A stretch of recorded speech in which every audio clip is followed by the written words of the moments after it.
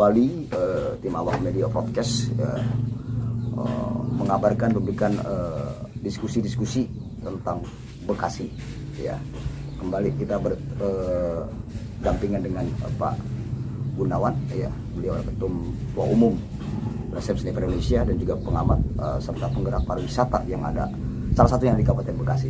Baik, selamat pagi menjelang siang Pak Gun. Selamat pagi Bang.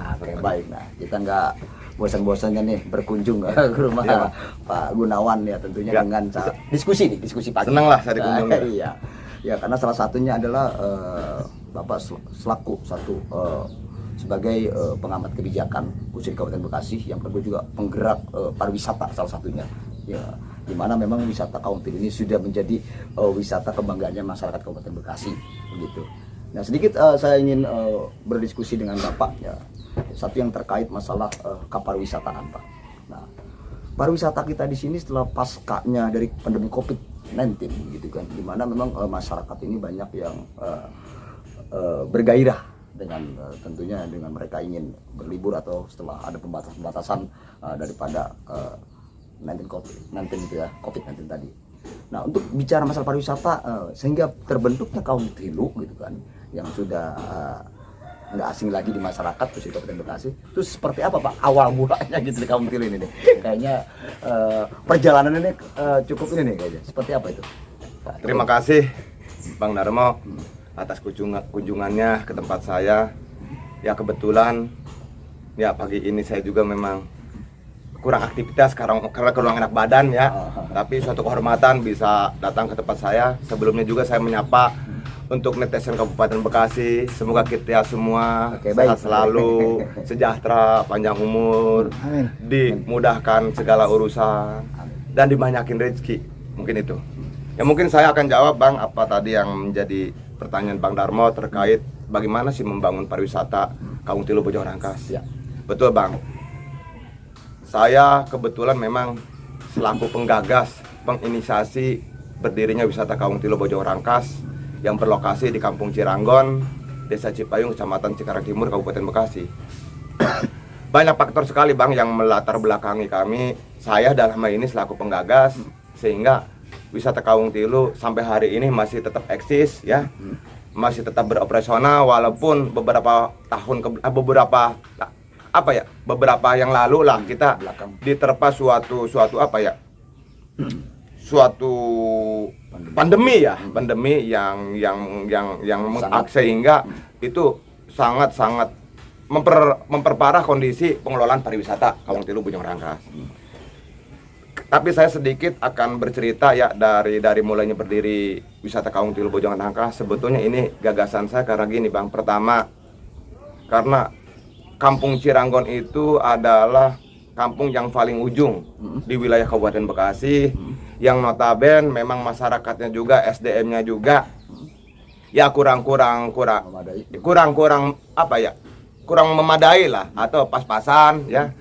Sekalipun di Kabupaten Bekasi banyak industri, pabrik, tapi untuk bisa masuk ke bekerja keterbatasan, artinya terbatas dengan persoalan pendidikan. Nah, sehingga saya termotivasi bagaimana caranya ini masyarakat Kampung Ciranggon khususnya ya, yang saya tadi jelaskan memang keterbatasan SDM karena sulit untuk diterima bekerja, maka saya ingin membuka peluang bekerja Bang untuk masyarakat Kampung Ciranggon dan peluang usaha Bang.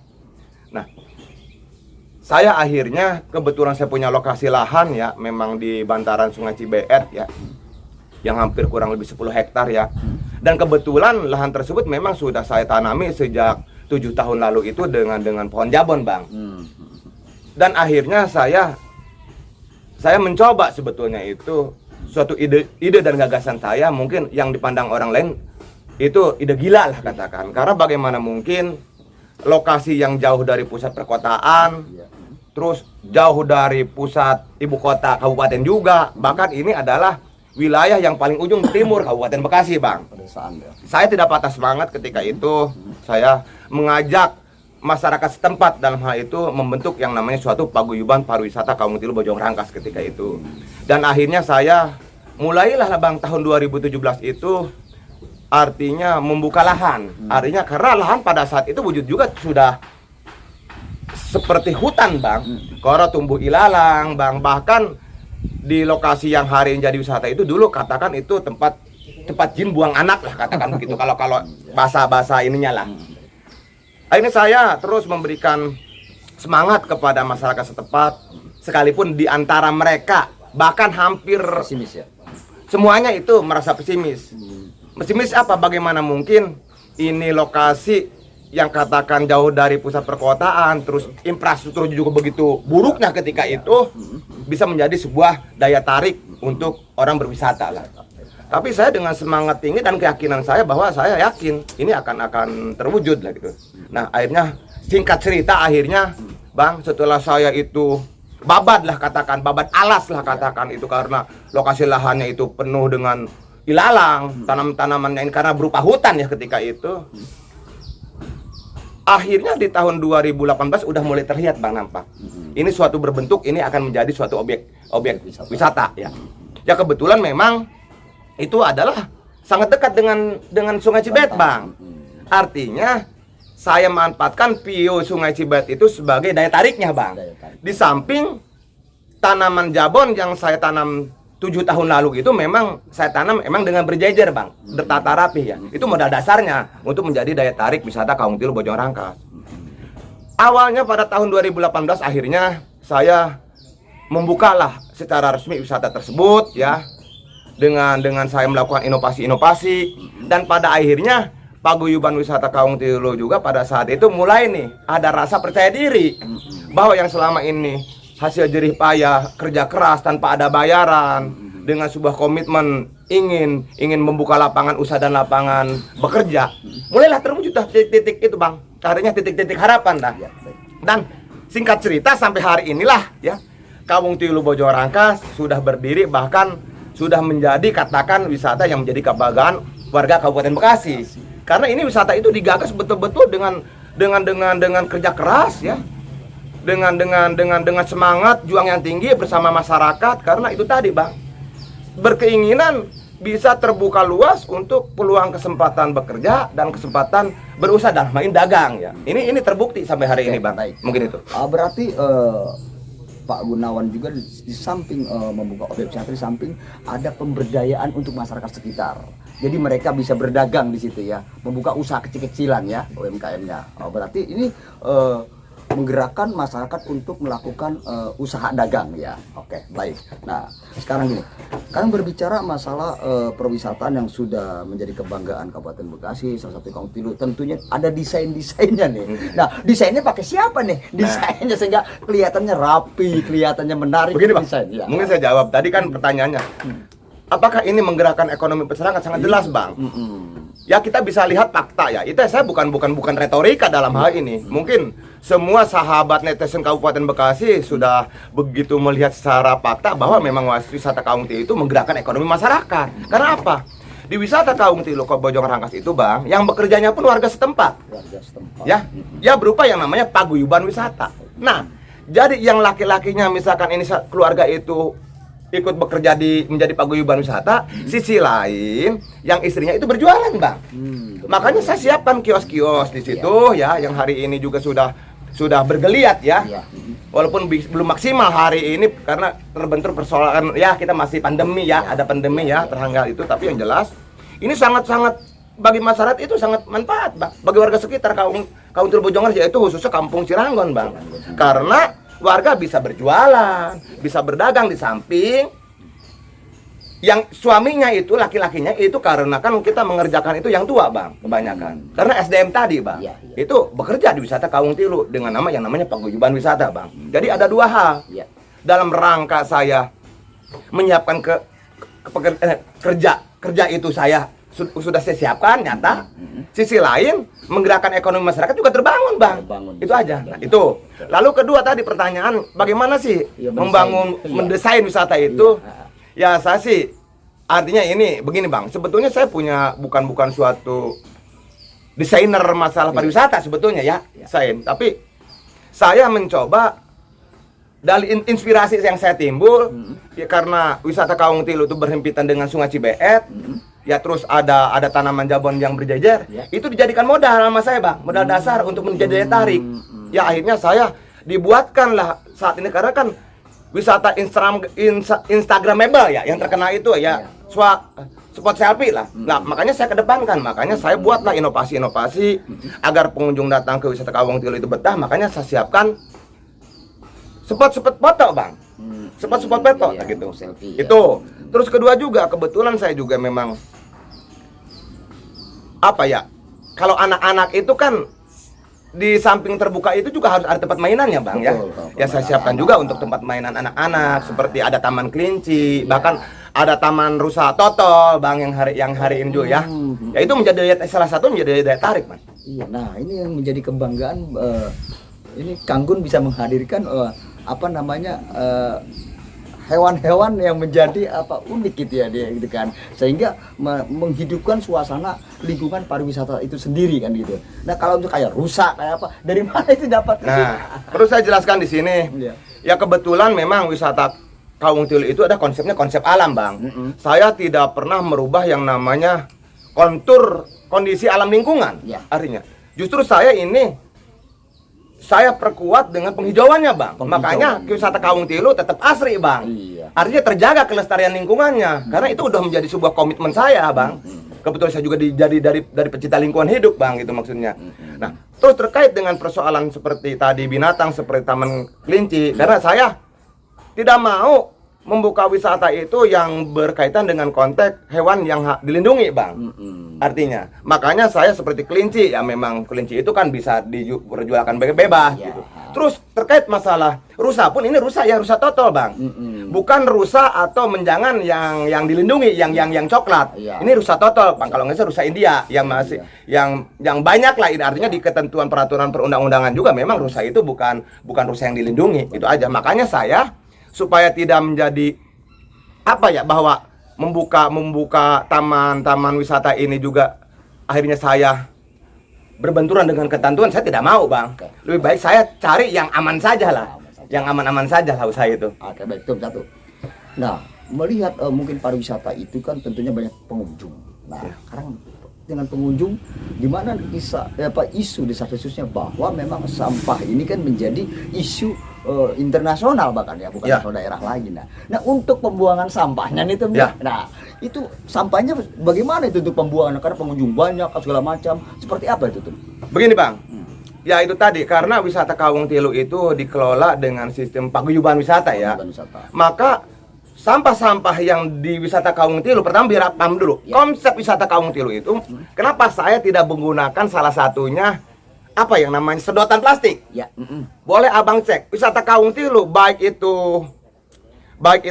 makanan, ketika kemasan minum itu, Abang boleh cek ke warung. Wisata Kawung Tilu tidak menerapkan itu, menyediakan salah satunya yang bahan plastik. Itunya untuk sedotannya. Di Kawung Tilu itu artinya tidak dilarang lah. Itu pertama. Kedua, styrofoam itu tidak bisa dibawa ke Kawung Tilu, Bang, pengunjung. Persyaratannya ada larangannya karena konsepnya konsep alam, terus biar terjaga kelestarian juga sampahnya. Makanya seperti sedotan yang berasal dari plastik saya gunakan, di warung-warung tidak digunakan, Bang. Terus styrofoam juga, Bang, gitu, Bang. Adapun persoalan sampah, Bang, kebetulan ini paguyuban, mereka pilah, Bang. Wisata Kawung Tilu itu sampahnya makanya nggak pusing bagi kami, Bang. Mereka udah ada memilah mana yang sampah bernilai ekonomis, itu diambil, Bang, dikumpulin oleh mereka sendiri. Dan mereka kumpulin kolektif dan uangnya bisa dijual belikan, itu untuk mereka sendiri. Sementara sampah yang tidak bernilai ekonomis, saya kerjasamakan dengan pihak ketiga untuk diangkut gitu. Persoalan penanganan sampah di Kawung Tilu itu memang saya sudah lakukan secara satu sisi penanganan secara kelompok masyarakat itu sendiri yang sampah bernilai ekonomi seperti ada sampah plastik. Nanti dipilah, Bang, oleh paguyuban. Kalau istilahnya sih sebetulnya kurang lebih mirip bank sampah, Bang. Mirip bank sampah. Sampah yang masih bernilai ekonomis dikumpulin oleh mereka dan uangnya untuk mereka juga dibagi rata lah gitu. Sementara sampah yang tidak bernilai diangkutlah dengan pihak ketiga, dikerjasamakan itu. Baik. Nah, sekarang kan Ketum juga sebagai pengamat kebijakan publik, sosial maupun lingkungan. Nah, sekarang bicara sampah nih, Tum ya. Nah, miris banget nih sampah di Kabupaten Bekasi ini dengan satu populasi penduduknya semakin padat, perumahan-perumahan semakin banyak ya, industri juga gitu kan, terus catering segala macam yang kami Boleh saya merokok, Bang? Boleh, saya sambil merokok aja. Jadi penanganan sampah ini perlu penanganan yang sangat ekstra, gitu kan. Sistematis kan gitu kan. Nah, menurut Ketum bagaimana penanganan sampah di Kabupaten Bekasi? Tanggapan Ketum seperti apa nih? Sebelum saya menjawab, Iya. saya di sini mau menggarisbawahi ya, mempertegas. Sebetulnya Bang, persoalan sampah kalau mau jujur, memang ada skala yang harus kita lakukan dalam hal ini, bukan ya? Pemerintah itu memang harus membangun di berbagai lingkungan maupun usaha bank sampah kalau menurut saya. Itu penting Bang, bank sampah. Di situ itu masyarakat terlibat langsung. Ini pertama nih, sebelum saya melebar ke persoalan sampah secara menyeluruh ya. Iya. Semestinya itu di tingkat lingkungan kampung maupun di sifatnya perkotaan ya, atau perkotaan di Kabupaten Bekasi kan banyak sekali nih perumahan-perumahan. Memang penanganan sampah yang paling efektif itu adalah dari masyarakat itu sendiri, berupa yaitu bank sampah Bang kalau menurut saya. Karena ini saya sampaikan karena saya punya pengalaman hari ini di Kaung Tilu juga itu. Masyarakat itu sendiri, artinya paguyuban itu sendiri memilah sampah. Mana yang masih sampah produktif, dikelola oleh mereka, kan masih laku Bang, sampah itu, yang plastiknya itu. Nah, uangnya kan buat mereka juga Bang. Sisi lain kan mengurangi volume sampah Bang. Lalu kemudian, sampah yang tidak produktif bernilai ekonomis, ya silakan kan bisa dibuang ke tempat sampah yang memang sudah menjadi rujukan pemerintah Kabupaten Bekasi. Itu pertama jawaban saya. Nah, lalu tadi yang menjawab persoalan sampah di Kabupaten Bekasi Bang, saya jujur Bang, Kabupaten Bekasi itu kita miris Bang, karena kalau bicara masalah sampah di Kabupaten Bekasi tidak akan tuntas kalau menurut saya, tidak akan selesai Bang. Betul nggak? Ini perlu, bukan hanya ini menjadi tanggung jawab pemerintah Kabupaten Bekasi dengan masyarakat itu semata Bang, persoalan sampah di Kabupaten Bekasi hari ini Bang. Pemerintah provinsi dan pemerintah pusat pun harus turut campur Bang. Karena apa? Bekasi hari ini, Kabupaten Bekasi khususnya, karena merupakan daerah kawasan industri. Betul nggak? Artinya, Bang, dari tahun ke tahun, jumlah penduduknya bertambah, ditopang lagi banyaknya berdiri kawasan industri, otomatis volume sampah, produksi sampah juga meningkat. Betul nggak? Betul. Ini kan persoalan yang harus dituntaskan. Betul. Karena hari ini, kalau saya mau jujur, volume sampahnya tadi yang saya gambarkan tadi, dari akibat volume sampah masyarakatnya semakin bertambah tiap tahunnya. Terus karena keberadaan industri juga, karena kan menghasilkan sampah juga Bang. Betul. Sementara tempat pembuangan sampahnya tidak bertambah, tidak berbanding lurus dengan volume sampah yang dihasilkan di wilayah Kabupaten Bekasi. Ini kan jadi sebuah persoalan. Dan ketiga lagi nih Bang, yang paling penting ini, apa ya? Belum ada kesadaran masyarakat dalam menjaga lingkungannya dan apa ya, mengelola sampah dengan baik, artinya seenaknya gitu. Inilah pola-pola ini yang harusnya terus diedukasi oleh pemerintah gitu terhadap masyarakat, bahwa sampah itu harus betul-betul kita apa ya, kebersihan lingkungan itu harus benar-benar kita jaga Bang, agar sampah itu tidak dibuang sembarangan. Karena apa dibuang sembarangan tadi saya sampaikan, ketika tempat pembuangan sampahnya sudah tidak ada Bang, secara otomatis Bang, ngebuang sampah kemana kan gitu. Kan gitu. Maka saya bilang, persoalan sampah di Kabupaten Bekasi memang harus ditangani secara tuntas. Selain lokasi lahan tempat pembuangan sampah akhirnya diperluas, mungkin ada lagi sistem pengelolaan sampah secara teknologi juga perlu juga dilakukan oleh pemerintah Kabupaten Bekasi. Maka sampah di Kabupaten Bekasi yang hari ini sudah menjadi persoalan nasional Bang, saya rasa bukan hanya menjadi tanggung jawab pemerintah Kabupaten Bekasi bersama warga Kabupaten Bekasi, tapi harus ada campur tangan juga dari pemerintah Provinsi Jawa Barat dan pemerintah pusat Bang. Kita harus persoalan sampah harus benar-benar komprehensif penanganan, sistematis. Saya rasa mungkin itu Bang. Oke, baik. Berarti satu untuk masukan atau solusi untuk sampah itu sendiri ya, penanganannya pertama kata Ketum harus ada perluasan gitu kan ya, untuk TPA-nya kan, TPA gitu. Terus yang kedua ada semacam teknologi yang canggih yang bisa mengurai sampah itu sendiri ya gitu ya. Jadi bukan hanya memindahkan saja. Dan ketiganya masyarakat, masyarakat bagaimana menjaga lingkungannya masing-masing. Berarti edukasi ya. Ya itu penting Bang. Nah, gitu. Apakah di sini dan terakhir Bang ada tambahan, kalau bisa mah dibentuk bank-bank sampah di setiap kampung, di setiap perumahan-perumahan, biar masyarakat merasa memiliki, bahkan sampai saya bilang sampah itu bernilai ekonomi masih bisa menjadi uang Bang. Itu Bang. Berarti perlunya sosialisasi. Itu Bang, penting dan memang. edukasi kepada masyarakat gitu ya, sampai tingkat paling bawah sekaligus. Baik. Nah, yang terakhir itu tanggapannya terkait masalah pariwisata dan persampahan yang ada di Kabupaten Bekasi. Seperti apa tuh? Nah, ya jadi ini saya agak menggelitik sebetulnya Bang. Nanti dianggap saya nanti selalu menyudutkan. Sebetulnya gini Bang, memang pemerintah harus konsen dua hal. Kalau bicara yang diangkatnya ini ada persoalan sampah dan pariwisata, ya memang pemerintah Kabupaten Bekasi juga hari ini harus betul-betul konsen memberikan memberikan support terhadap masyarakat, kelompok masyarakat yang pertama yang memiliki bank sampah ya. Ini harus disupport loh Bang. Iya. Jangan ditinggalkan begitu saja mereka Bang. Iya, baik. Bagaikan ayam kehilangan induknya ini pemerintah harus mensupport kepada kelompok-kelompok masyarakat yang hari ini sudah giat dalam rangka membentuk bank sampah Ada di kepedulian. Kabupaten Bekasi. Nah. Itu pertama. Kedua, persoalan pariwisata juga sama halnya penting Bang. Karena jujur, kehadiran pariwisata hari ini yang saya dirikan ya, ini juga membantu pemerintah. Pertama, kenapa saya sampaikan membantu pemerintah? Saya sudah membantu dalam hal sekalipun ruang lingkupnya kecil, kecil ya, hanya tingkat kampung lah. Iya. Saya sudah bisa membuka katakan lapangan bekerja. Sebetulnya itu kan tugas pemerintah membuka lapangan kerja. Tapi saya sudah menciptakan Bang, dan berjalan. Itu fakta. Terus pemerintah itu juga punya kewajiban bagaimana memberdayakan perekonomian warga setempat. Nah, saya udah ciptakan juga hari ini Bang. Maka untuk dua hal ini, baik sektor pariwisata maupun sektor sampah yang sudah dikelola oleh masyarakat melalui bank sampah, ya support oleh pemerintah. Jangan mereka itu dibiarkan bagaikan anak ayam yang kehilangan induknya Bang. Itu aja Bang. Mungkin itu saja yang bisa saya sampaikan. Berarti perlu konsep dari pemerintah dan support dari pemerintah. Oke, terima kasih Kang Gun. Sama-sama, Bang. Atas Terima kasih.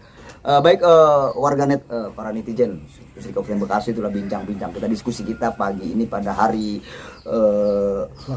Selasa, tanggal 19 Juli 2022 di kediaman Pak Gunawan Sniper ya, terus dikenal dengan Mbah Gun ya. Mudah-mudahan diskusi ini ada manfaatnya dan bisa menjadi rujukan dan arahan masukan ya bagi pemerintah terkait gitu.